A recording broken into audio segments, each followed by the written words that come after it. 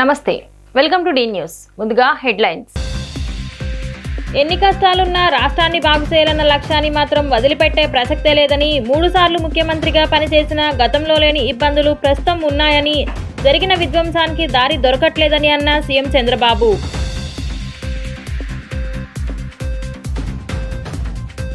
గత 5 ఏళ్లలో క్రైస్తవులు, ముస్లింలకు సంక్షేమ కార్యక్రమాలు సక్రమంగా అమలు కాలేదని, మైనారిటీ సంక్షేమం టీడీపీ హయాంలో మెరుగైన రీతిలో జరిగిందని అన్న మంత్రి ఎన్ఎండి ఫరూక్.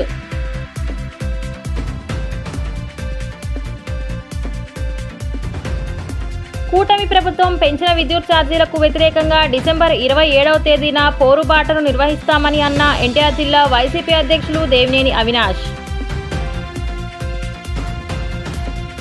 ఎన్ని కష్టాలున్నా రాష్ట్రాన్ని బాగు చేయాలన్న లక్ష్యాన్ని మాత్రం వదిలిపెట్టే ప్రసక్తే లేదని ముఖ్యమంత్రి నారా చంద్రబాబు నాయుడు స్పష్టం చేశారు. 4వసారి ముఖ్యమంత్రి అయ్యాక దూసుకుపోవాలనే మనస్తత్వం తనకు ఉన్నా ఆ వెసులుబాటు మాత్రం లేదన్నారు.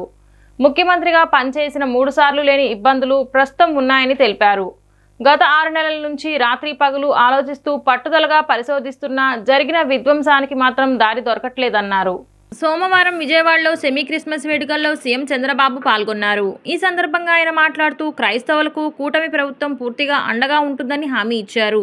గుంటూరులో క్రైస్తవ భవనాన్ని తాము పూర్తి చేస్తామని ప్రకటించారు. గత 5 ఏళ్లలో భవన నిర్మాణం చేయకుండా పాలకులు తీవ్ర నిర్లక్ష్యంగా వ్యవహరించారన్నారు. జెరూసలేం వెళ్లే క్రైస్తవులకు ఆర్థిక సాయాన్ని అందించడం ప్రారంభించింది తమ ప్రభుత్వమేనని ఈ సందర్భంగా చంద్రబాబు గుర్తు చేశారు. క్రైస్తవ శ్మశాన వాటికల నిర్మాణానికి సైతం కృషి చేస్తామని తెలిపారు. క్రైస్తవ అనుబంధ కళాశాలలను గత పాలకులు ఎన్నో ఇబ్బందులకు గురి చేశారని విమర్శించారు. ఆర్థిక అసమానతలను తగ్గించేందుకు కలిసి పనిచేద్దామని సీఎం చంద్రబాబు ప్రజలకు పిలుపునిచ్చారు. రాష్ట్రానికి పూర్వవైభవం తీసుకొచ్చే బాధ్యత తనదని ఈ సందర్భంగా సీఎం చంద్రబాబు స్పష్టం చేశారు. తాను ఎల్లప్పుడూ పేదల పక్షపాతినేనని చెప్పారు. ఇలా మీ అందరితో కలిసి సెమీ క్రిస్మస్ వేడుకలు జరుపుకోవటం చాలా ఆనందంగా ఉందన్నారు.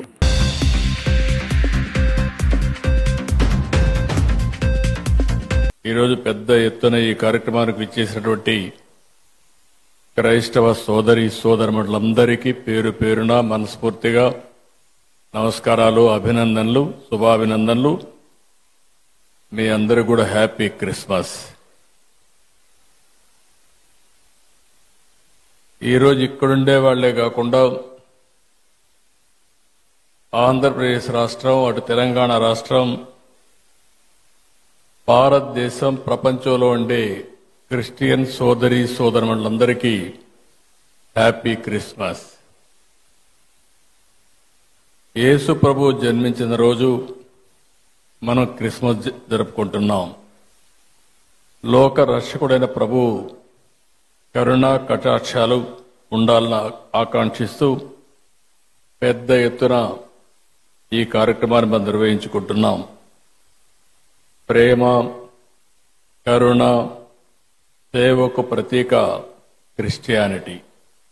నేను ఎన్నో సందర్భాల్లో చెప్పాను, ఎక్కడైనా ఒక మంచి హాస్పిటల్లో మెరుగైన సేవలు అందిస్తున్నారంటే ఇప్పుడు కాదు, స్వతంత్రం రాకమునప్పటి నుంచి కూడా ఒక మంచి కాలేజీ పెట్టి పేద పిల్లలకు మంచి చదువు ఇప్పించారంటే అది క్రిస్టియన్ ఇన్స్టిట్యూషన్స్ పెద్ద ఎత్తున చేశాయి.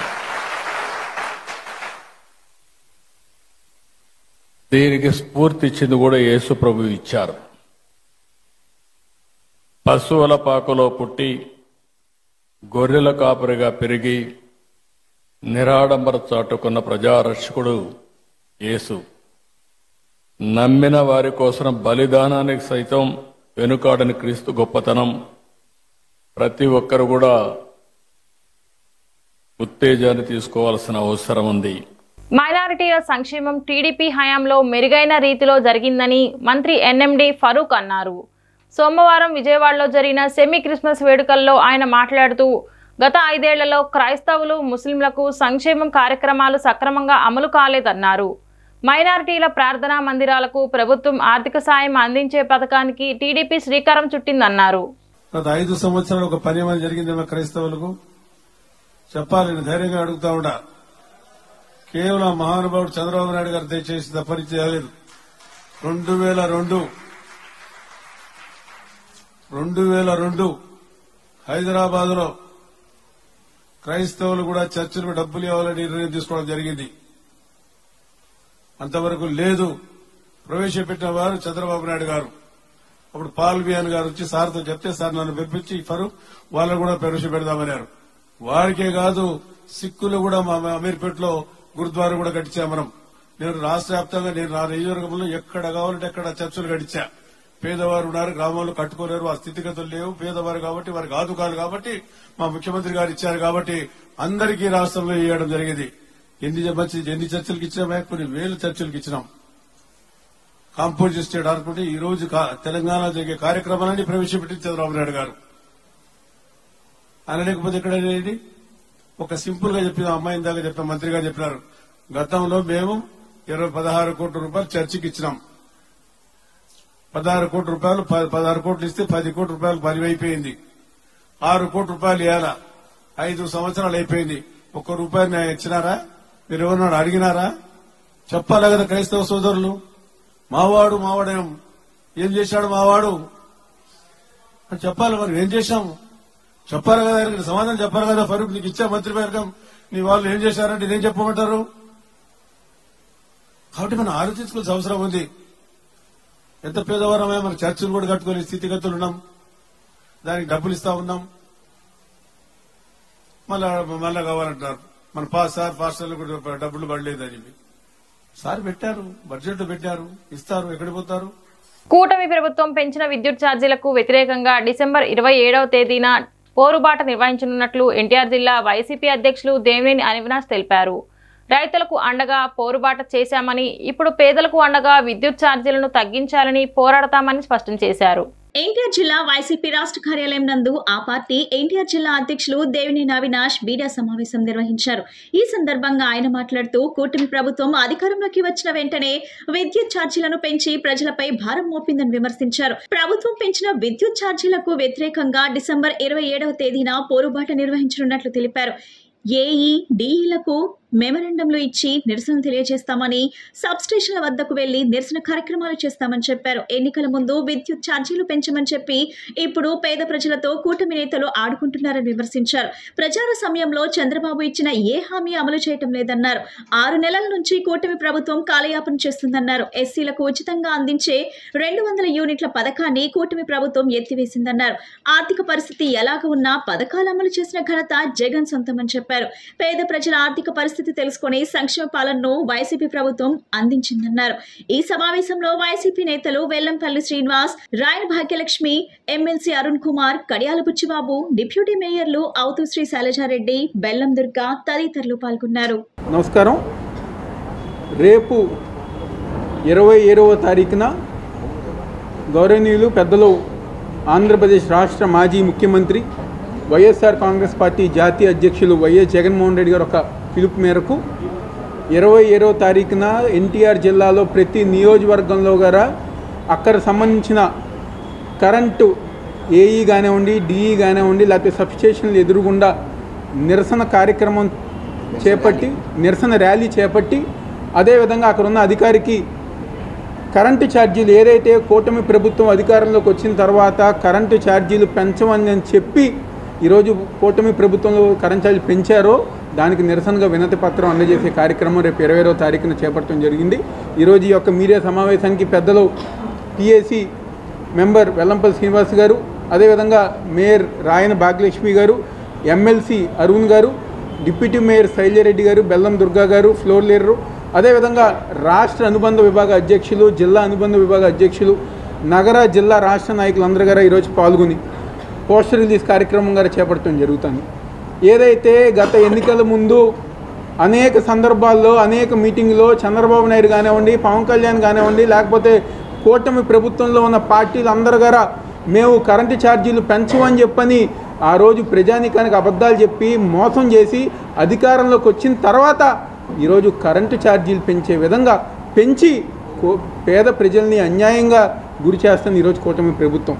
ఈరోజు సూపర్ 6 హామీలు అమలుపరచకుండా ఏ పథకాలైతే జగన్మోహన్ రెడ్డి గారు ఒక నాయకత్వంలో ఆ రోజు పేద ప్రజానీకానికి అందజేసామో ఈరోజు ప్రతి ఒక్క పథకాన్ని గారు ఆపేసి ఈరోజు కూటమి ప్రభుత్వం కాలయాపన చేస్తుంది.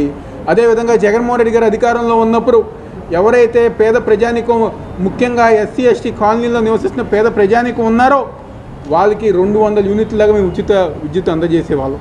ఈ నెల 27వ తారీఖు మన మాజీ ముఖ్యమంత్రి గారు, అదేవిధంగా తెలుగు ప్రజల యొక్క ముద్దుబిడ్డ, ప్రతి ఇంట కూడా మా ఇంట్లో పెద్ద అబ్బాయి అని చెప్పుకునే జగన్మోహన్ రెడ్డి గారి యొక్క ఆదేశాల మేరకు ఆంధ్ర రాష్ట్ర వ్యాప్తంగా 175 నియోజకవర్గాల్లో కూడా ఏదైతే చంద్రబాబు నాయుడు అన్యాయంగా ఎన్నికల ముందు నేను కరెంటు ఛార్జీలు పెంచనని చెప్పి వాడవా వీధి వీధిలో కూడా చెప్పడం జరిగింది.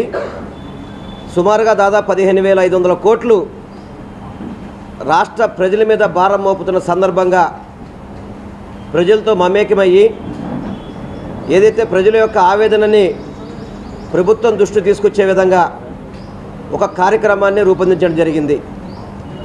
ఏదైతే రేపు 27వ తారీఖు నాడు నియోజకవర్గానికి సంబంధించి ఎక్కడైతే ఎలక్ట్రికల్ డిపార్ట్మెంట్ అధికారులు ఉంటారో, ఈ కావచ్చు, డిఈ కావచ్చు, లేకపోతే సిఎండీలు కావచ్చు, ఎవరైతే ఉంటారో, ఏఈలు ఉంటారో వాళ్ళకి ఒక నిరసన ర్యాలీ ద్వారా వినతిపత్రం ఇచ్చే కార్యక్రమాన్ని వైఎస్ఆర్సీపీ పార్టీ రూపొందించుకోవడం జరిగింది.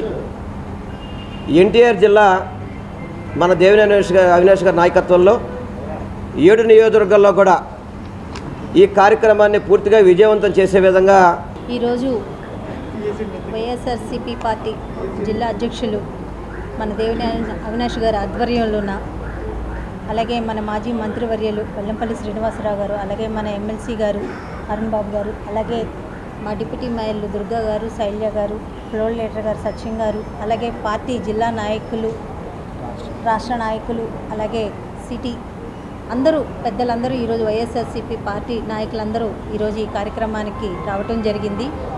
వైఎస్ఆర్సీపీ పార్టీ పోరుబాట కరెంటు ఛార్జీలు ఏ రకంగా ఈరోజు ప్రజల మీద భారం మోపినారో ఆ భారానికి నిరసనగా ఈ నెల 27వ తారీఖున జిల్లా వారీగా రాష్ట్ర స్థాయిలో అలాగే నియోజకవర్గ స్థాయిలో మా ఇన్ఛార్జీల ఆధ్వర్యంలోన పోరుబాట అన్నది మేము నిర్వహించటం జరుగుతుంది.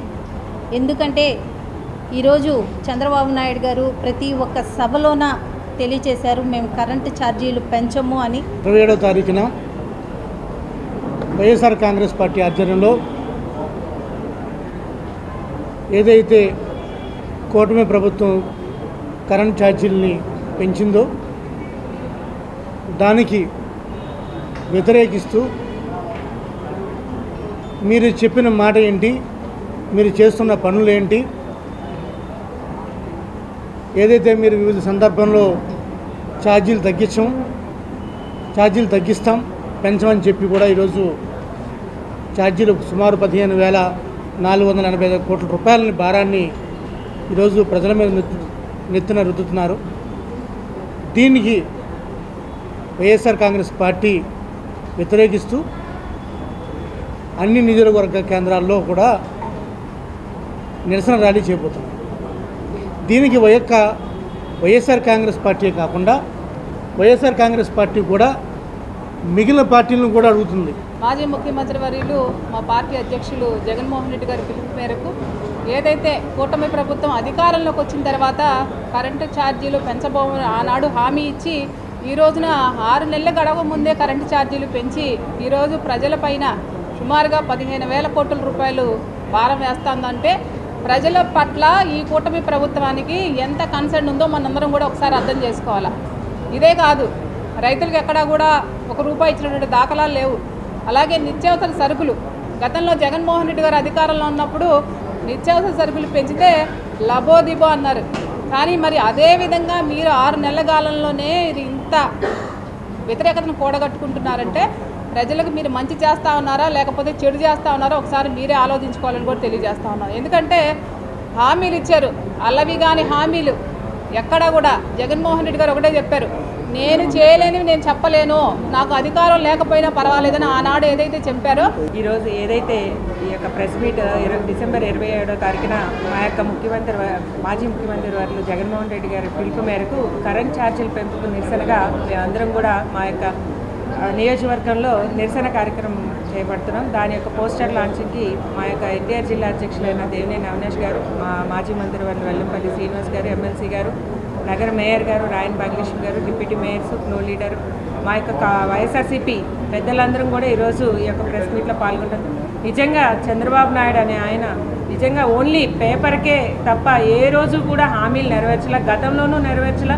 మరి ఈరోజు ప్రజానీకమే గడిచిన 6 నెలల్లో కూడా ప్రజానీకం ఒకటే అంటున్నారు. మరి కూటమి ప్రభుత్వం అని అంటున్నారు. పైన ఏ నిత్యావసరాలు పెరిగినా మరి మా మీద లాస్ట్ టైం ఏదైతే జగన్మోహన్ రెడ్డి గారు ఉన్నప్పుడు సెంట్రల్ గవర్నమెంట్ నుంచి వచ్చే నిధుల ద్వారా మనం చేస్తున్నామని చెప్పినా కూడా నమ్మలే. కానీ పైన బీజేపీ ఉంది, మరి టీడీపీ, జనసేన కూటమి అని చెప్పుకునే ముగ్గురు కూడా ఏ మాత్రం కూడా పేపర్ మీద సూపర్ 6 చెప్పారు. కానీ విజయవాడ బుక్ ఫెస్టివల్ సొసైటీ ఆధ్వర్యంలో 35వ పుస్తక మహోత్సవం వేడుకలను ఈ ఏడాది ఇందిరాగాంధీ మున్సిపల్ స్టేడియంలో నిర్వహించనున్నట్లు సొసైటీ ప్రతినిధులు తెలిపారు. గతంలో రానున్నటువంటి ఆంగ్ల ప్రచురణకర్తలు 200 స్టాల్స్లో అనేక మంది పబ్లిషర్స్ పాల్గొంటున్నట్లు చెప్పారు. ఈ పుస్తక మహోత్సవ ప్రాంగణానికి పిడికిటి రామకోటేశ్వరరావు పేరు పెట్టడం జరిగిందన్నారు. జనవరి 2న ఉప ముఖ్యమంత్రి పవన్ కళ్యాణ్ పుస్తక మహోత్సవాన్ని ప్రారంభిస్తారని చెప్పారు. ఈ సభలో సాహిత్య అకాడమీ సెక్రటరీ శ్రీ కె శ్రీనివాసరావు పాల్గొంటారు. ఈ కార్యక్రమంలో పుస్తక ప్రియులందరూ పాల్గొని జయప్రదం చేయాలని పిలుపునిచ్చారు. 35 సంవత్సరాలుగా విజయవాడ పుస్తక మహోత్సవం నిర్వహిస్తున్నాం. 34 పుస్తక మహోత్సవాలు పూర్తయ్యాయి. ఈ 35వ పుస్తక మహోత్సవం అనేది గత 34ల కన్నా 35వ పుస్తక మహోత్సవానికి ప్రత్యేకత ఉంది. దాదాపుగా గత 5 ఏళ్ళుగా చాలా ఇబ్బందులు పడిన ఈ పుస్తక మహోత్సవం 1 సంవత్సరం కరోనా వచ్చింది. తర్వాత ఆ గ్యాప్తో తప్ప మిగిలిన 34 సంవత్సరాలు కంటిన్యూగా ఈ పుస్తక మహోత్సవం నిర్వహించాం. ఈ యొక్క 35వ మహోత్సవానికి సంబంధించి గ్రౌండ్ బాగాలేదని చెప్పి గత 3 నెలలుగా అనేక మంది లీడర్లను నా ఐఏఎస్ ఆఫీసర్లు కలిసి ఈ యొక్క ఇందిరాగాంధీ మున్సిపల్ స్టేడియం వేస్తే బాగుంటుందని చెప్పి ప్రయత్నం చేశాం. అందులో ప్రయత్నంలో భాగంగా ఉప ముఖ్యమంత్రి పవన్ కళ్యాణ్ గారు ప్రత్యేక శ్రద్ధ తీసుకొని ఈ యొక్క పుస్తక మహోత్సవానికి ఇందిరాగాంధీ మున్సిపల్ స్టేడియం ఇప్పించడంలో మా అందరికీ ఎంతో సంతోషం. అదేవిధంగా విజయవాడ ఆంధ్రప్రదేశ్ ప్రజలందరూ కూడా చాలామంది కూడా ఈ పాలిటెక్నిక్ కళాశాలలో గత 2 సంవత్సరాలు 2 పుస్తక మహోత్సవాలు నిర్వహించాం. 33, 34 పుస్తక మహోత్సవాలు పాలిటెక్నిక్ కాలేజ్ నిర్వహిస్తే చాలామంది ఇబ్బంది పడినారు. పార్కింగ్ ప్రాబ్లంలు కొంత, లేకపోతే అక్కడ రావడానికి గ్రౌండ్లో కొంత కంఫర్టబుల్ లేకపోవడం, కొంత ఏజ్డ్ పీపుల్స్ నడవడానికి ఇబ్బంది పడ్డారు. వీటన్ని దృష్టిలో పెట్టుకొని మేమంతా కూడా ప్రయత్నం చేసి సఫలీకృతులయ్యాం. అందులో భాగంగా మీ పాత్ర కూడా ఉంది. మీరందరూ సహకరించడం వల్లే ఈ పుస్తక మహోత్సవానికి ఇంత పేరు వచ్చింది. ఈ 35వ పుస్తక మహోత్సవంలో ఇందిరాగాంధీ మున్సిపల్ స్టేడియంలో ఏర్పాటు చేస్తున్నాం. కృష్ణా జిల్లా కంకిపాడు మండలంలో డిప్యూటీ సీఎం పవన్ కళ్యాణ్ పర్యటించారు. గుడివర్రు గ్రామంలో పంచాయతీరాజ్ గ్రామీణాభివృద్ధి శాఖ ఆధ్వర్యంలో చేపట్టిన పలు అభివృద్ధి పనులను ఆయన పరిశీలించారు. రోడ్డు పనులు జరుగుతున్న చోట గొయ్యి తీయించి నాణ్యతను పవన్ పరిశీలించి అధికారులతో మాట్లాడారు. కృష్ణా జిల్లాలో గ్రామీణ ప్రాంతాలలో రోడ్లు మరమ్మతుల విషయంలో అధికారులు జాగ్రత్తలు తీసుకోవాలని సూచించారు. రాష్ట్ర ఉప ముఖ్యమంత్రి పవన్ కళ్యాణ్ కృష్ణా జిల్లా పెనంలూరు నియోజకవర్గంలోని గొడవరు గ్రామంలో పర్యటించారు. పెనంలూరు ఎమ్మెల్యే బోడే ప్రసాద్ స్వాగతం పలికారు. కంకిపాడు బస్టాండ్ నుంచి గొడవరు మీదుగా రొయ్యూరు వెళ్లే రహదారిని పంచాయతీరాజ్ గ్రామీణాభివృద్ధి శాఖ ద్వారా 3075 కోట్ల వ్యయంతో నిర్మిస్తున్నారు. పవన్ కళ్యాణ్ ఈ పనుల నాణ్యత పర్యవేక్షణ చేశారు. పంచాయతీరాజ్ గ్రామీణాభివృద్ధి శాఖ కమిషనర్ కృష్ణతేజ్, జిల్లా కలెక్టర్ డికే బాలాజీ, ఇంజనీరింగ్ అధికారులు పనుల పురోగతిని వివరించారు. ఈ కార్యక్రమంలో రాష్ట్ర ఎక్సైజ్ శాఖ మంత్రి కొల్లు రవీంద్ర, ఎమ్మెల్యేలు మండలి బుద్ధప్రసాద్, వర్లకుమార్, రాజా పాల్గొన్నారు.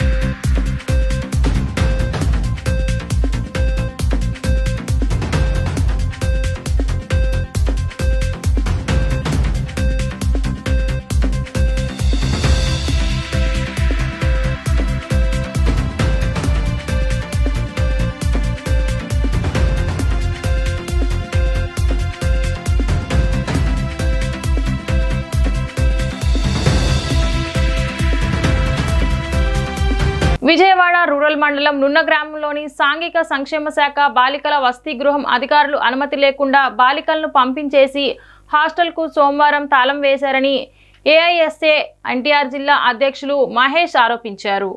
ప్రభుత్వం సెలవులు ప్రకటించకుండా ఉన్నతాధికారుల అనుమతి లేకుండా బాలికలను ఎలా ఇళ్లకు పంపి తాళాలు వేస్తారంటూ ప్రశ్నించారు. ఈ మేరకు జిల్లా కలెక్టర్ ప్రభుత్వానికి ఫిర్యాదు చేస్తానన్నారు. మనం చూసుకున్నట్టయితే నున్న గ్రామంలో ఉన్నటువంటి సాంఘిక సంక్షేమ బాలికల వసతి గృహంలో వార్డెన్ గారు ఏంటంటే తను సొమ్ము చేసుకోవడానికి బాలికల్ని స్కూల్ సెలవు దినాలు కాకపోయినప్పటికీ ఇంటికి పంపించేసి వారిని ఎలాంటి అనుమతి లేకుండా పై అధికారుల చేత అనుమతి తీసుకోకుండా వారి సొంత పెత్తనం చేత వార్డెన్ గారు క్రిస్మస్ అనే ఒక సాగుతో స్కూల్ సెలవులు ఇవ్వకపోయినప్పటికీ ఇంటికి పంపించారు. దీనిపైన తక్షణమే ఎస్డబ్ల్యూ ఆఫీసర్ చర్యలు తీసుకొని విద్యామంత్రి నారా లోకేష్ గారు ఇలాంటి హాస్టల్స్ వార్డెన్లపై తక్షణమే చర్యలు తీసుకొని ఎస్డబ్ల్యూ ఆఫీసర్ గారు వెంటనే ఇలాంటి హాస్టల్స్ విజిట్ చేసి ఎందుకు పంపించారనే కారణం ఎస్డబ్ల్యూ ఆఫీసర్ తెలుసుకోవాల్సిందిగా కోరుచున్నాం. కంచికచర్ల మండలం పరిధిలోని కీసర జాతీయ రహదారిపై 2 ద్విచక్ర వాహనాలు ఢీకొనడంతో 2 గాయపడ్డారు. స్థానికుల సమాచారంతో 108 సిబ్బంది క్షతగాత్రులను నందిగామ ప్రభుత్వ ఆసుపత్రికి తరలించారు. గాయపడిన వారు అల్లూరు గ్రామానికి చెందిన వారిగా సమాచారం. పూర్తి సమాచారం తెలియాల్సి ఉంది.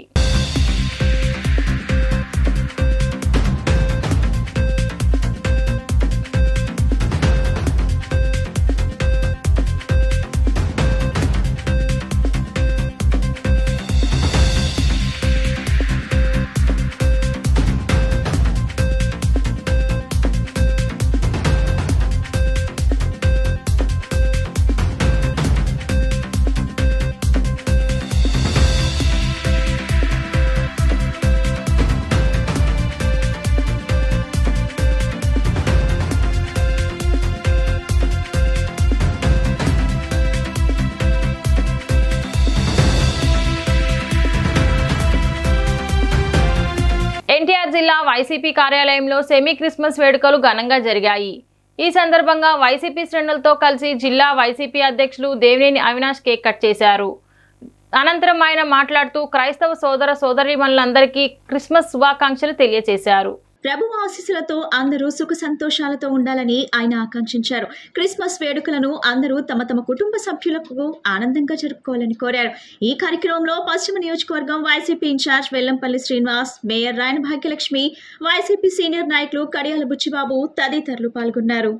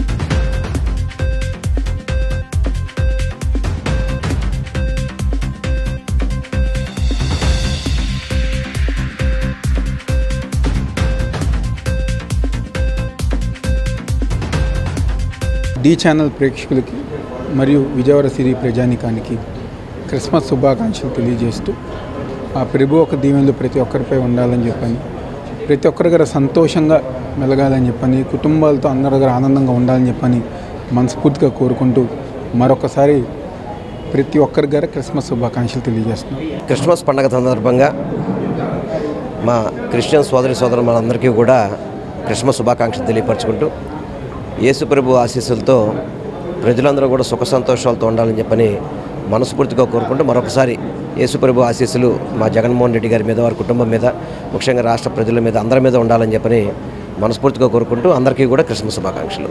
ఈ ఛానల్ ప్రేక్షకులకి అలాగే నగర ప్రజలకి ప్రపంచవ్యాప్తంగా జరుపుకుంటున్న క్రిస్టమస్ ఉత్సవాలు జరుపుకుంటున్న ప్రతి ఒక్కరికి ఈ పండగ ప్రతి ఒక్కరికి మంచి రోజులు రావాలని, మంచిగా ఉండాలని, ఆ ప్రభు ఆశీస్సులు ఎలవెల్ల అందరి మీద ఉండాలని కోరుకుంటూ అందరికీ క్రిస్టమస్ శుభాకాంక్షలు తెలియజేసుకుంటున్నాను.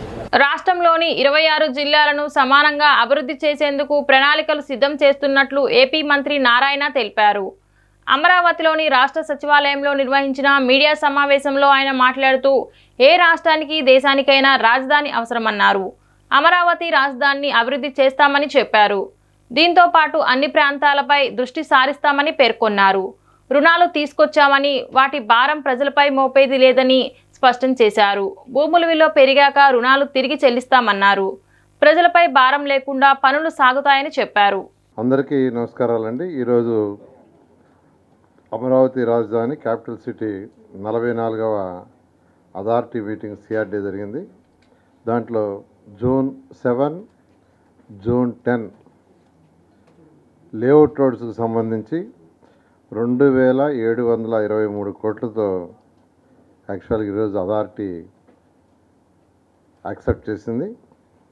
సో మొత్తం ఇంతవరకు 47,288 కోట్లు, 47,288 కోట్ల రూపాయలకి ఈ అథారిటీ ఇంతవరకు యాక్చువల్గా రోడ్లు కావచ్చు, డ్రైన్స్ కావచ్చు, డ్రింకింగ్ వాటర్ కావచ్చు, సివరేజ్ యూజ్డ్ వాటర్ కావచ్చు, ఎలక్ట్రిసిటీ అండర్గ్రౌండ్ లైన్స్ కావచ్చు, లేదా అధికారులకు 3,600 బిల్డింగ్స్ కావచ్చు, లేదా 5 ఐకానిక్ టవర్స్ కావచ్చు, 250 మీటర్లు ఎత్తుండే అసెంబ్లీ భవనం కావచ్చు, లేదా హైకోర్టు భవనం కావచ్చు.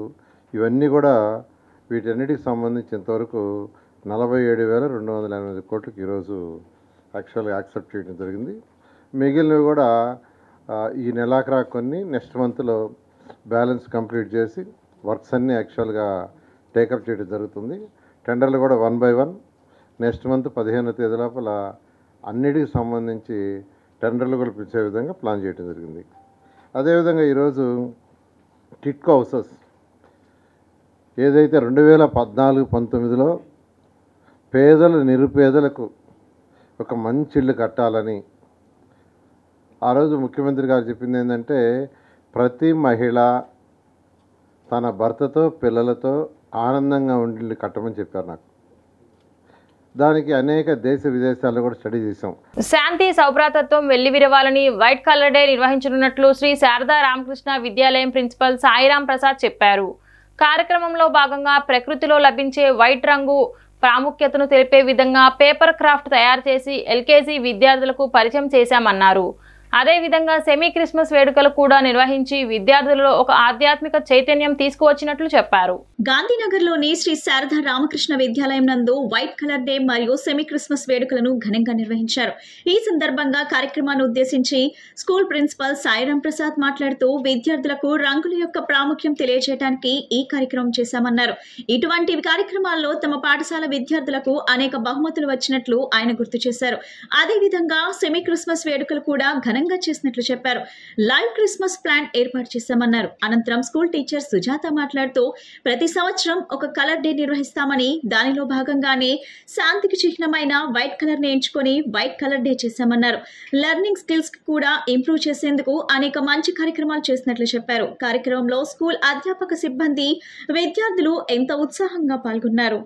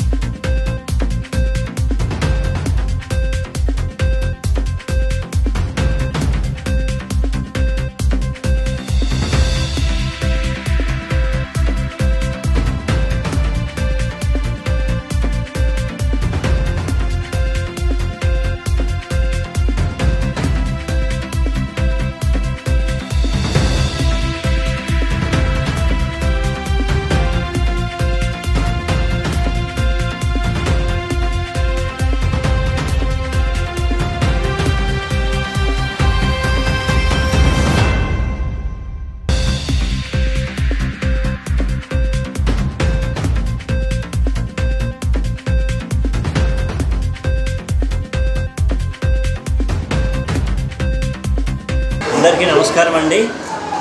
మేము శారదా రామకృష్ణ విద్యాలయ గాంధీనగర్. ఈరోజు మా పాఠశాలలో ఎల్కేజీ విద్యార్థులకు ప్రతి ఏడాదిలాగే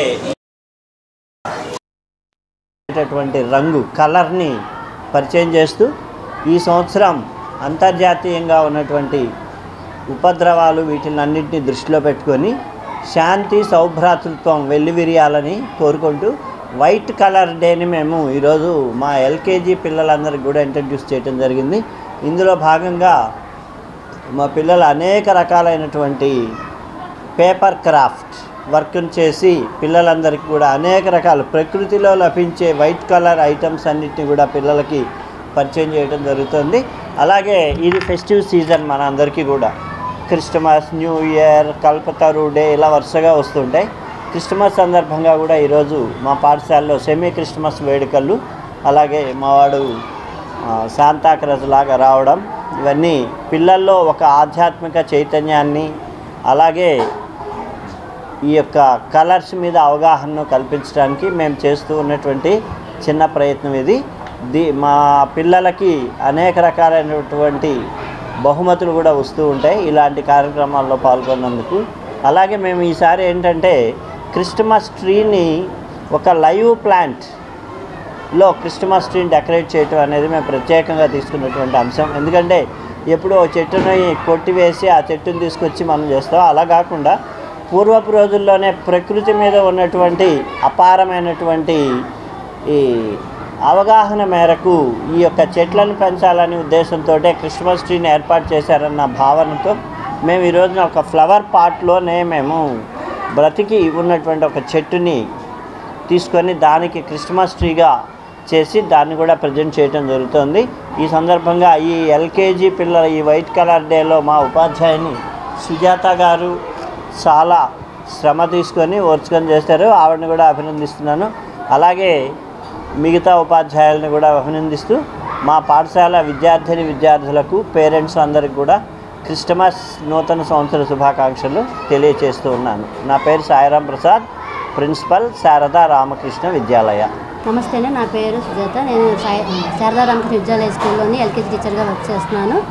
ప్రతి సంవత్సరం ఒక కలర్ డే చేయడము మన స్కూల్లోని సాంప్రదాయంగా వచ్చింది. అలాగే ఈసారి వైట్ కలర్ డే పిల్లలకి పరిచయం చేస్తున్నాము. వైట్ కలర్ డే ఉద్దేశం ఏంటంటే శాంతికి చిహ్నం. దీనిని ఆధారంగా తీసుకొని అంతా ప్రశాంతంగా ఉండాలని, శాంతి భద్రతలు బాగుండాలని కోరుకుంటూ ఉన్నాము. ఇందులోని లెర్నింగ్ స్కిల్స్ కూడా ఉంటాయి. అంటే పిల్లల్లో హెల్పింగ్ నేచర్ ఒకటి, తర్వాత టీం వర్క్ ఒకటి చేస్తామండి. దీనికి ఉపాధ్యాయులు విద్యార్థులు అందరూ మాకు సహకరించి ఈ ప్రోగ్రామ్ని సక్సెస్ చేసినందుకు వాళ్ళందరికీ కృతజ్ఞతలు తెలుపుకుంటున్నాను. లెర్నింగ్ అంటే చదువుతూ నేర్చుకోవడం, ఇవి ఏంటంటే క్రాఫ్ట్ వర్క్ అనేది దాన్ని చూస్తూ మనం నేర్చుకోవడం అనేది దీంట్లో ముఖ్య ఉద్దేశం అండి.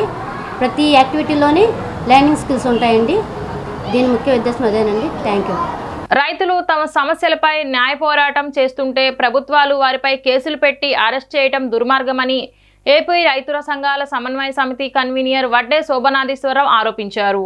రైతుల డిమాండ్లపై రైతు ప్రతినిధులతో కేంద్ర ప్రభుత్వం చర్చలు జరపాలని డిమాండ్ చేశారు. రైతు సంఘాలు కోరుతున్న C2+50 మద్దతు ధరల చట్టం, రుణమాఫీ చట్టం, కౌలు రైతులు, వ్యవసాయ కార్మికులు పెన్షన్ కోసం రైతుల డిమాండ్లు పరిష్కారం చేసే వరకు పోరాటం ఆపే ప్రసక్తే లేదని కేంద్ర ప్రభుత్వాన్ని హెచ్చరించారు.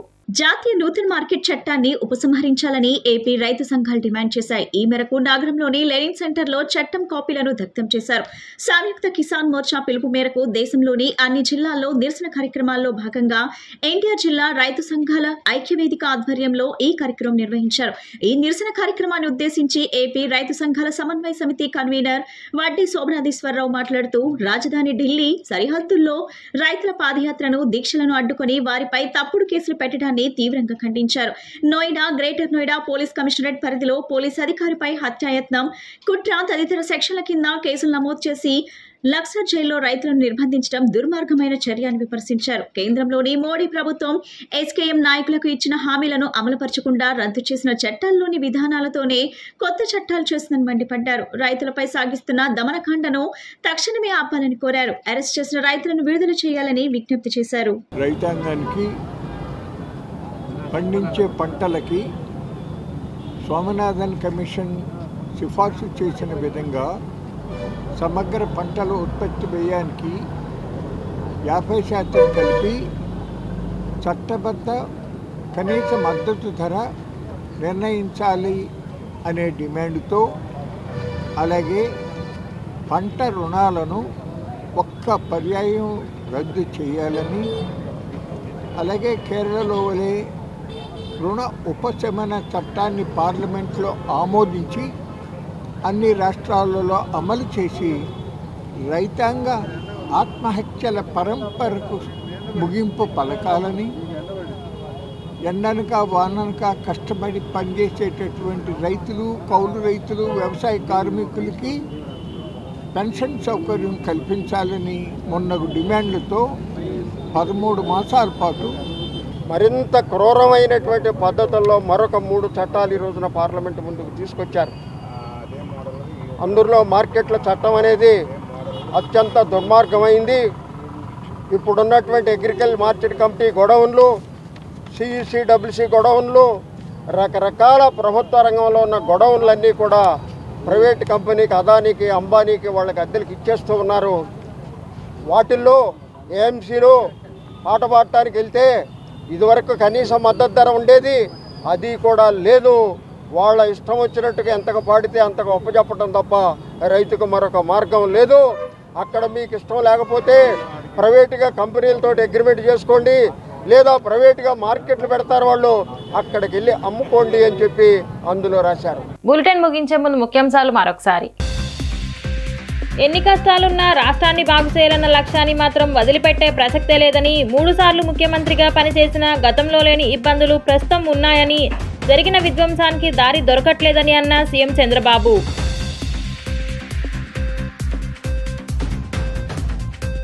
గత 5 ఏళ్లలో క్రైస్తవులు, ముస్లింలకు సంక్షేమ కార్యక్రమాలు సక్రమంగా అమలు కాలేదని, మైనారిటీ సంక్షేమం టీడీపీ హయాంలో మెరుగైన రీతిలో జరిగిందని అన్న మంత్రి ఎన్ఎండి ఫరూక్.